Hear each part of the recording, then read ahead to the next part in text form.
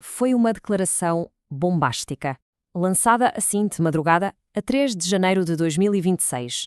Foi com estas palavras que o mundo acordou por uma das intervenções militares mais dramáticas na América Latina das últimas décadas.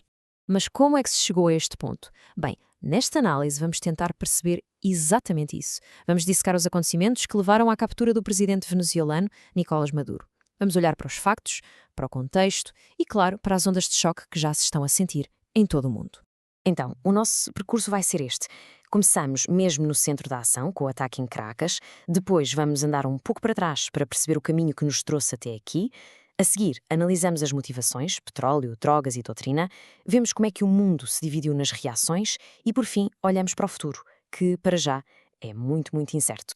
E vamos então para Caracas, uma noite de puro caos, marcada por explosões, o som de aviões e a notícia absolutamente chocante da captura de um presidente. Eram 2 da manhã hora local, quando uma série de explosões abalou a capital. E os alvos, olhem, não foram nada aleatórios. Falamos de instalações militares-chave como o Forte Tiuna, que é o maior do país, e a Base Aérea Generalíssimo Francisco de Miranda. A mensagem não podia ser mais clara. Isto era um ataque cirúrgico, um ataque militar. E aqui o contraste é gritante.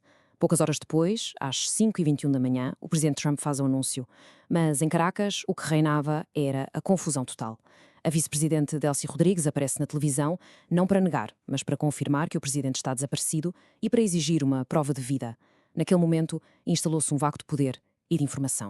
Mas claro, um ataque desta dimensão não acontece do nada, pois não. Foi na verdade o culminar de meses de uma pressão crescente e, ao que parece, muito bem calculada.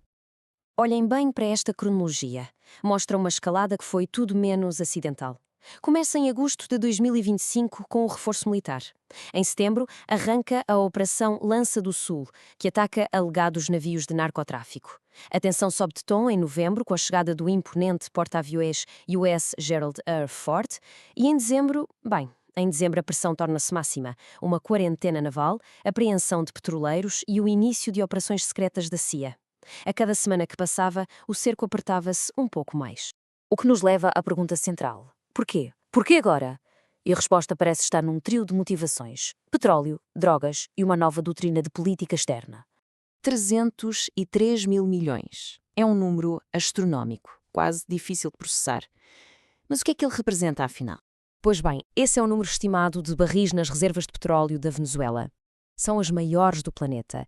Sim, ouviram bem, maiores, até que as da Arábia Saudita. E este facto, só por si, coloca a Venezuela bem no centro do xadrez energético global. E esta riqueza imensa está ligada a uma nova política. Em dezembro de 2025, a administração de Trump publicou o que ficou conhecido como o Corolário Trump. A doutrina é muito explícita. As Forças Armadas dos Estados Unidos podem ser usadas para garantir o acesso a recursos energéticos e minerais no hemisfério ocidental. A ligação entre a ação militar e os recursos não podia de facto ser mais clara. Agora, oficialmente, a justificação foi outra. A administração norte-americana apontou para acusações de narcoterrorismo contra Maduro, alegando que ele liderava o cartel de Los Soles, uma rede corrupta dentro das Forças Armadas. Apontou também para a sua recusa em aceitar os resultados das eleições de 2024 e para a designação de gangues violentos como o Tren de Aragua como organizações terroristas estrangeiras. Como era de esperar, a reação internacional foi imediata e profundamente polarizada. O mundo dividiu-se literalmente entre a condenação e a celebração. E esta divisão diplomática é bem visível aqui. De um lado temos potências como a Rússia e a China e grande parte da América Latina a condenar a ação. Do outro, países como a Argentina e o Kosovo a expressar apoio. E depois, ali no meio, a União Europeia e o Reino Unido a apelar à contenção, apanhados um bocado de surpresa pela situação. A condenação de líderes da região foi particularmente forte. O presidente do Brasil, Lula da Silva, por exemplo, classificou a ação como uma afronta gravíssima à soberania da Venezuela e um precedente extremamente perigoso para toda a comunidade internacional. E em contraste direto do outro lado da fronteira, o presidente da Argentina, Javier Milei, celebrou com a sua frase de marca: "A liberdade avança, viva a liberdade, carajo." Duas visões de mundo completamente opostas, vindas de duas das maiores nações da América do Sul, o que ilustra bem a profunda fratura ideológica na região. O que nos traz inevitavelmente ao futuro. Com Maduro fora do poder, o que é que segue para a Venezuela? O país enfrenta agora um caminho que está cheio de incerteza e também de perigo. A questão central é mesmo esta. Com Maduro capturado a enfrentar acusações nos Estados Unidos, quem é que vai preencher o vácuo de poder na Venezuela? Esta é a pergunta de milhões que paira sobre a nação e que vai definir o seu futuro imediato. E os riscos são imensos. Existe um vácuo de poder que pode levar a uma instabilidade tremenda. As próprias simulações de guerra americanas previam um cenário de caos prolongado, com fações rivais a lutar pelo controlo. A isto junta-se o risco de uma nova crise humanitária e, claro, a resposta incerta das Forças Armadas, cujo Ministro da Defesa já veio prometer resistência. E há vários pretendentes ao poder. A sucessora constitucional seria a vice-presidente Belcy Rodrigues, mas a oposição considera-a ilegítima.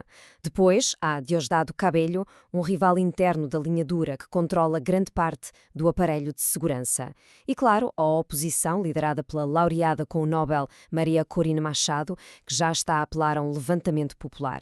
O cenário está montado para um confronto. E assim terminamos com a pergunta que fica a pairar no ar. Foi este um golpe decisivo que põe fim a uma ditadura? Ou é apenas a jogada de abertura num novo e muito mais amplo conflito pelo controlo das maiores reservas de petróleo do mundo?